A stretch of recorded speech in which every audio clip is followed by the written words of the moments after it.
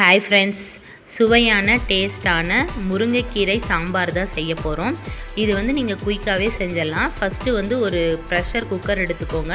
1/4 tumbler துவரம்பருப்பு போட்டுக்கோங்க. நல்லா ஒரு 2-3 டைம் கழுவிட்டுட்டு தண்ணி ஊற்றி வச்சுருங்க. அது கூடவே மஞ்சள் தூள் போட்டுட்டு நல்லா கொதி வரும்போது இந்த பருப்பு தண்ணியிலே புளியை ஊற வச்சுக்கலாம்.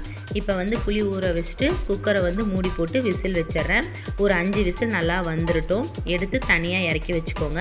ஒரு கடாய் வச்சுட்டு எண்ணெய், கடுகு, சீரகம், மிளகு போட்டுட்டு பூண்டு, காஞ்ச மிளகாய் போட்டுட்டு நல்லா வணக்கி விடுங்க. அது கூடவே பார்த்திங்கன்னா சின்ன வெங்காயம் ஒரு 20 சின்ன வெங்காயம் குட்டி குட்டியாக கட் பண்ணி அதையும் போட்டுட்டு நல்லா வணக்கி விடுங்க.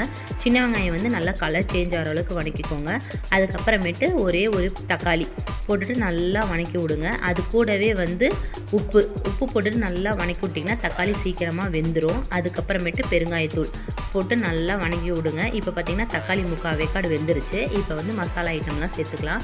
குழம்பு மிளகாய் தூள் 2 டீஸ்பூன், சக்தி சாம்பார் தூள் 1 டீஸ்பூன் போட்டுக்கோங்க. போட்டுட்டு நல்லா பச்சை வாசனை போகிற அளவுக்கு வணக்கிக்கோங்க. அதுக்கப்புறமேட்டு பார்த்திங்கன்னா நம்ம வேக வச்சுருந்த பார்த்திங்களா பருப்பு, அதை நல்லா ஒரு கடைஞ்சி விட்டுட்டு இதுக்குள்ளே ஊற்றிக்கலாம். குழம்பு கூட ஊற்றிட்டு அதுக்கு கொஞ்சம் தேவையான அளவு தண்ணி ஊற்றிக்கோங்க.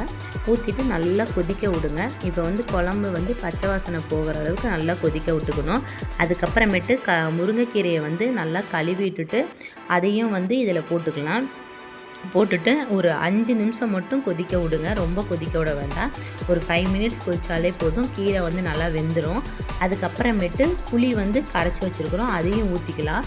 ஊற்றிட்டு ஒரு 2 நிமிஷம் புளி ஊற்றிட்டிங்கன்னா ஒரு 2 நிமிஷம் மட்டும் கொதிக்க வைங்க. ரொம்ப நேரம் கொதிக்க தேவையில்லை.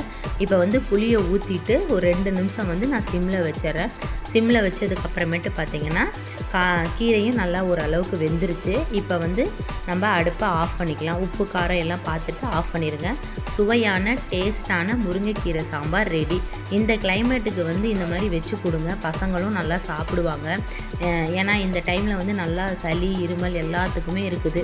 ஸோ வீட்டில் நீங்கள் இந்த ரெசிப்பியை வீட்டில் ட்ரை பண்ணி பாருங்கள். இந்த வீடியோ பிடிச்சிருந்துச்சுன்னா லைக் பண்ணுங்கள், ஷேர் பண்ணுங்கள், சப்ஸ்கிரைப் பண்ணுங்கள். மீண்டும் நம்ம ஒரு நெக்ஸ்ட் வீடியோவில் சந்திக்கலாம். பாய்.